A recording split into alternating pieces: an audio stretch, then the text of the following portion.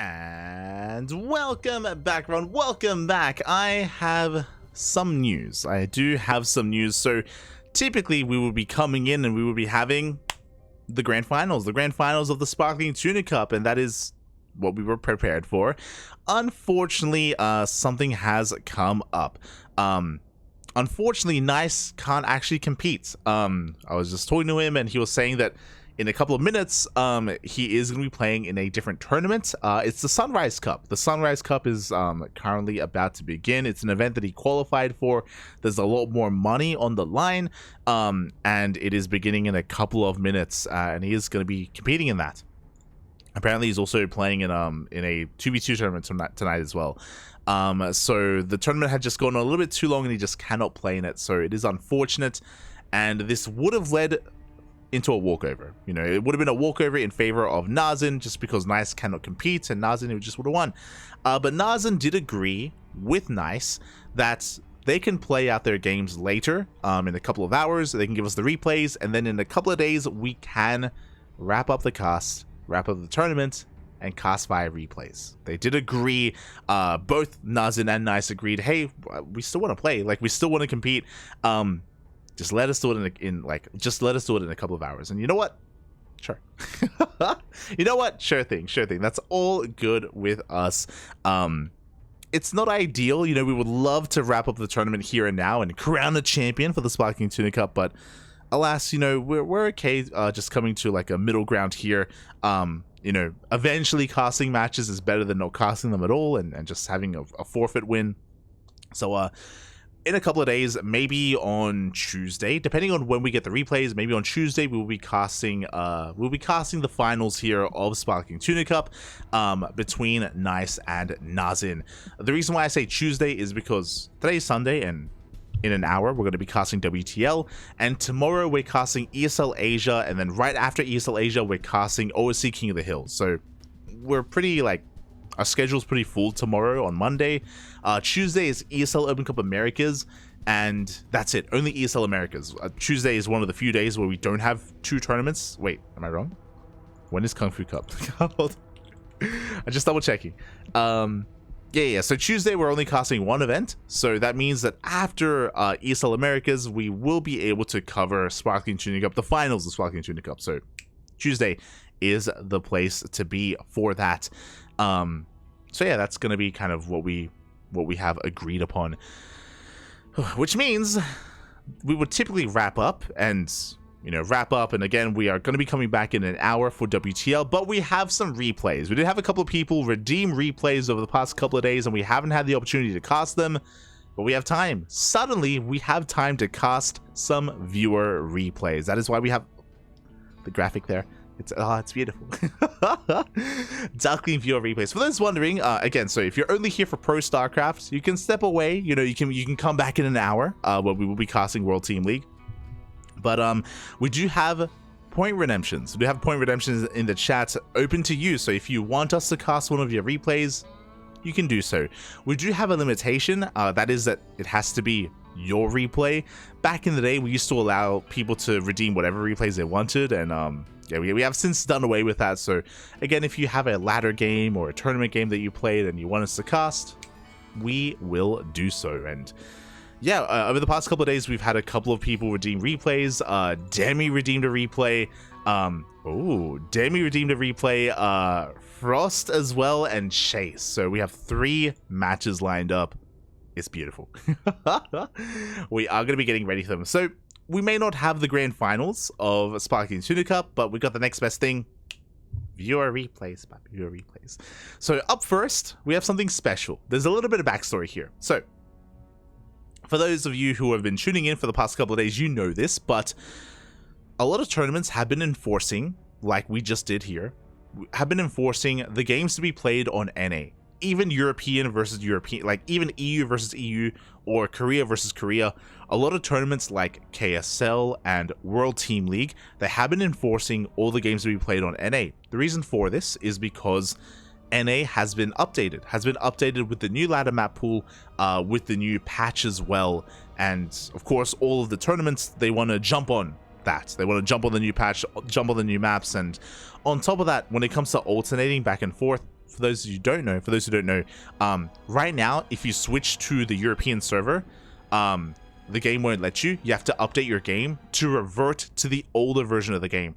And if you switch back to NA, you have to update the game again to the newer version of the game. You have to just keep patching back and forth if you do switch between regions. Which means in a tournament, if it's like Nice versus, or I should say maybe, if it's like Wayne versus EBA, well, they have to play on EU, right? And then after that, it's like Wayne versus Nice. It has to be on NA, so they have to come back, they have to repatch the game, re-download that. That's too much of a hassle, too much of a nuisance, and it slows down the tournament. So everyone has been enforcing only on NA. It means the Koreans have been playing on the Singapore server, and the Europeans have been playing on US East.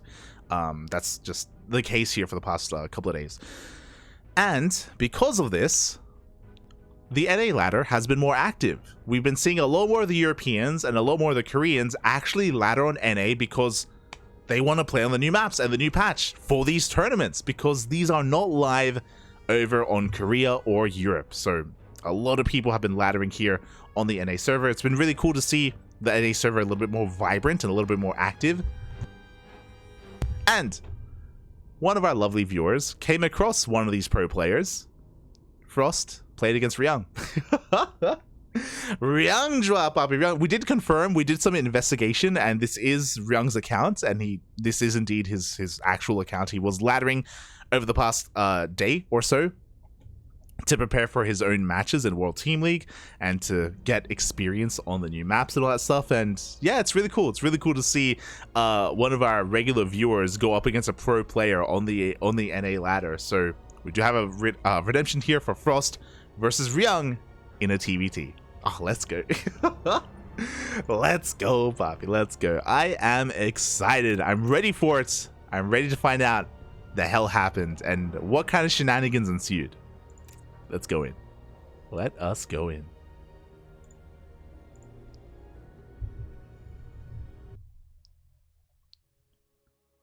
Works for me, real life aggro. Too much SC2, a great problem to have. Ah, true. And we are just diving into our first replay, our first viewer replay of the night. And spawning in the top left-hand corner, we have the American Terran representing Clan Donkey. It is Frost. And her opponent, spawning in the bottom right-hand corner, we have the South Korean Terran player representing Onside Gaming. It is Ryung. Here we go. Ryung, we did check his match history, did spend an entire day laddering on the NA server, and oh boy, we'll see what he brings to the table. We'll see what Frost brings to the table as well.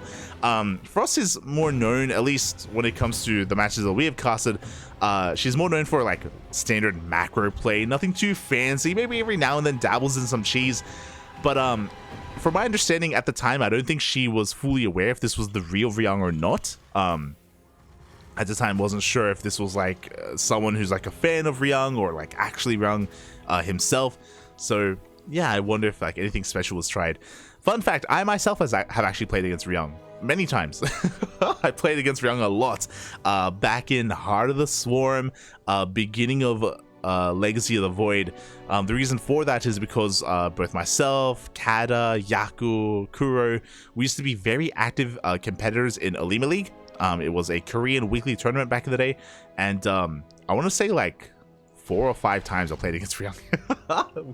played against Ryung a lot. Kuro as well.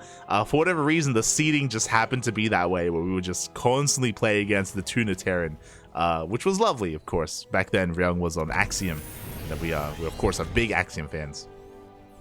Self-placed in our hearts for Ryung. As for now, we do have a double gas opener here from Frost. Likewise, a double gas opener from Ryung. So everything's looking very normal, very standard. Nothing too crazy, nothing too out of the norm. Despite the changes to the Cyclone, we aren't rushing into Cyclones yet, but I'm sure they're going to be coming into play at some point here in the early game of a TvT. Just because they are such a powerful defensive unit. In chat, Ryung Jua, he's not ready for a D-Gen like Frost. Oh, let's go. Ay. As Ryung is just going to be getting his CC on the low ground. Meanwhile, interesting, Frost is looking to set up for potentially a one base all in. Instead of going for a CC on the low ground or even a CC on the high ground, Frost is going for a starport. Oh my. So a heavily delayed CC here from Frost. What are we going to see? What are we going to whip out? Meanwhile, Ryung is none the wiser. Did go for an SCV scout earlier and did confirm the factory on the way. So he's aware of the double gas opener, but he's not aware of the all-in. He's not aware of the timing or the lack of a third base, or sorry, a lack of a natural base. Obviously no third, even no natural. But now, back at home, Cyclone in production, working towards our starport after the CC. And Frost is working towards a Liberator. Alright, so we have Liberators, Hellions, Reapers, a bit of everything, bit of a kitchen sink build here.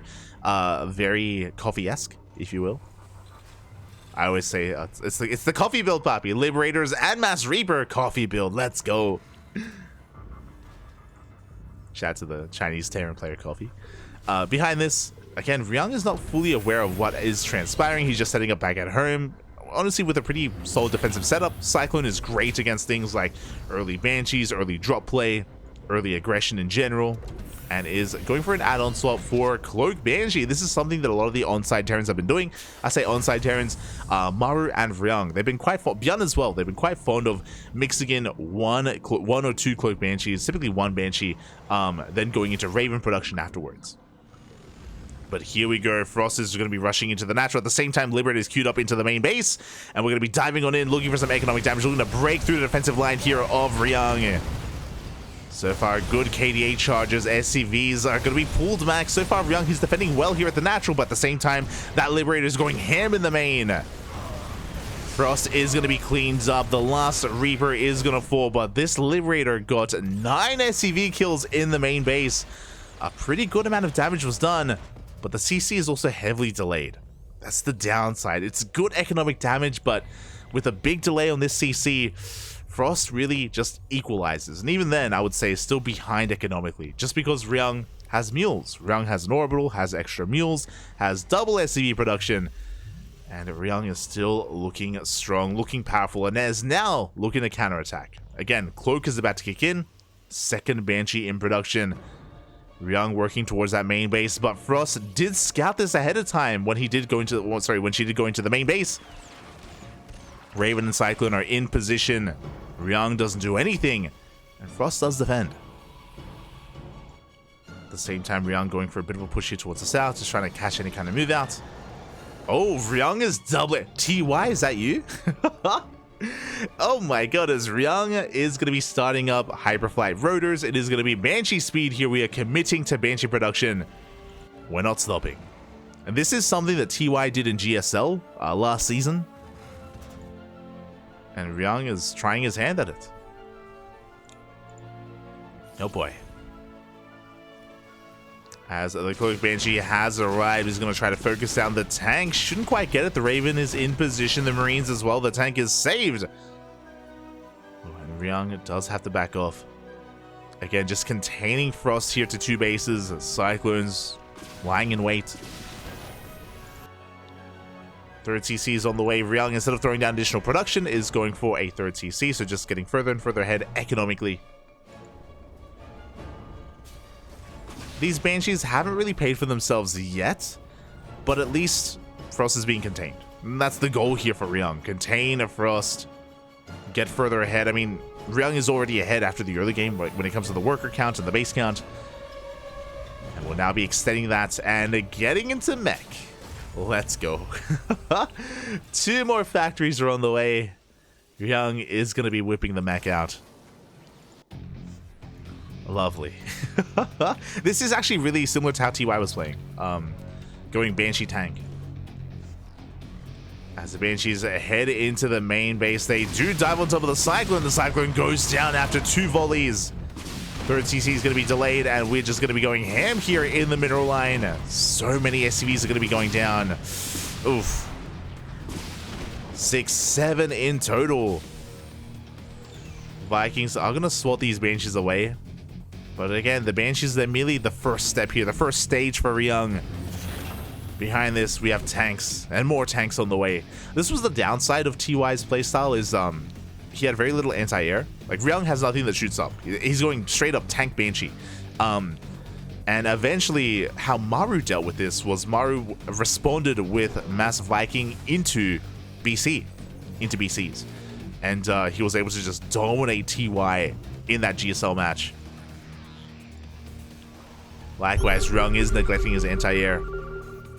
He's hyper fixated on just everything anti-ground. Outside of these initial cyclones, of course. Like, they shoot up, sure. And there we go. Viking production has commenced. Thankfully, Ryung not hyper fixated on just nothing but Banshees. Good control here as... Oh! One... No, not even! As none of those tanks are going to go down. Frost does save them. As Frost moves out, Banshees are threatening a counterattack.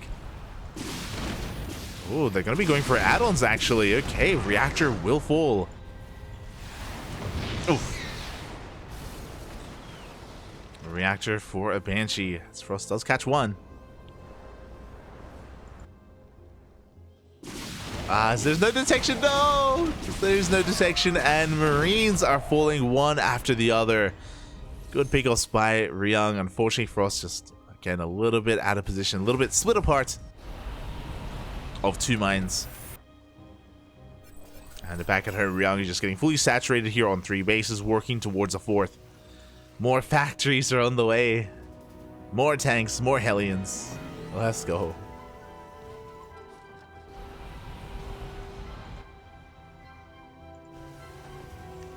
Not like this. We already had a TvT, a slow TvT on site Delta, and it's happening again. It is happening again. As Ryung is just gonna be taking his 4th base. Sensor tower, turrets, the siege line has arrived. The Banshees come back home, and Ryung is just turtling on up. Now, this will be giving the opportunity to for Frost to saturate the 3rd and get back into this economically. Unfortunately, there is no 4th CC on the way, so still down a base. But at least is given some time to just recover and gather her thoughts.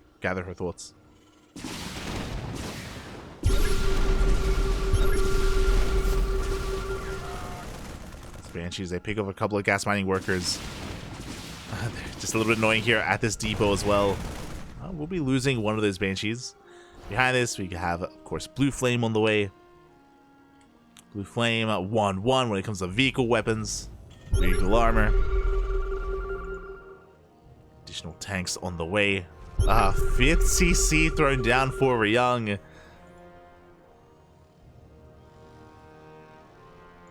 Looking to flex his macro. Ryung on the cusp of maxing out. And here we go. The move out is upon us. Hellions, tanks, Vikings, all things mech, all things Terran.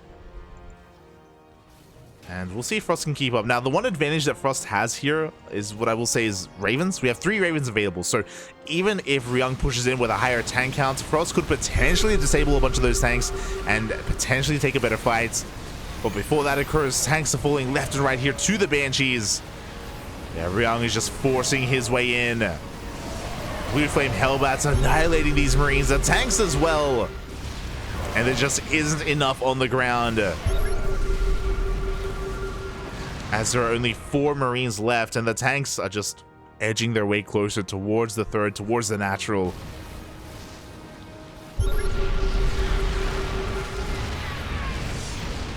Yeah, just really making it awkward here for Frost to engage. Gonna try to push down this ramp, but the breeze, they go down instantly. GG gets called. The siege position is just too good, and Ryung will take the game. GG. But despite that, really cool to see Frost playing against Ryung. You know, a little bit jealous. You know, big fan of Ryung, big fan of the Tuna Terran. Well played. Well played, Frost. Again, hey, you can say that, yo, your initial opener got a lot of economic damage done. It wasn't enough, but, you know, 9 worker kills, not too shabby, not too bad. GG. Again, as I mentioned before, the NA ladder is a lot more active nowadays, with a lot more of the Europeans and Koreans actually active on it, just to experience the new maps and the new patch. I imagine that will change once the patch goes live on Korea and once the patch goes live on Europe. But for now, the NA ladder is, again, a little bit more active and a little bit more vibrant. So you love to see it. Do love to see it. GG. GG, well played. Well played for us as well. To go toe-to-toe with Ryung. And as I mentioned before, that is not...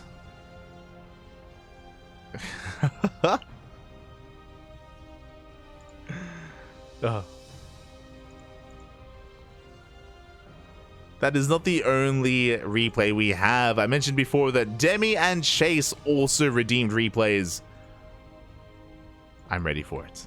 I am ready for it as... Oh, pretty exciting stuff here. Okay. Up next, we will be going over the Demi replay, and for those who don't know, Demi, of course, he actually competed in today's tournament. We didn't get to cast Demi, unfortunately, but he did compete, and Demi, it looks like he hit a player on the ladder. He hit Haas on the ladder. Oh, let's go. Oh my god. So even what's interesting is that even though these are viewer replays, they involve a lot of pro players, which is really cool. Really do appreciate it.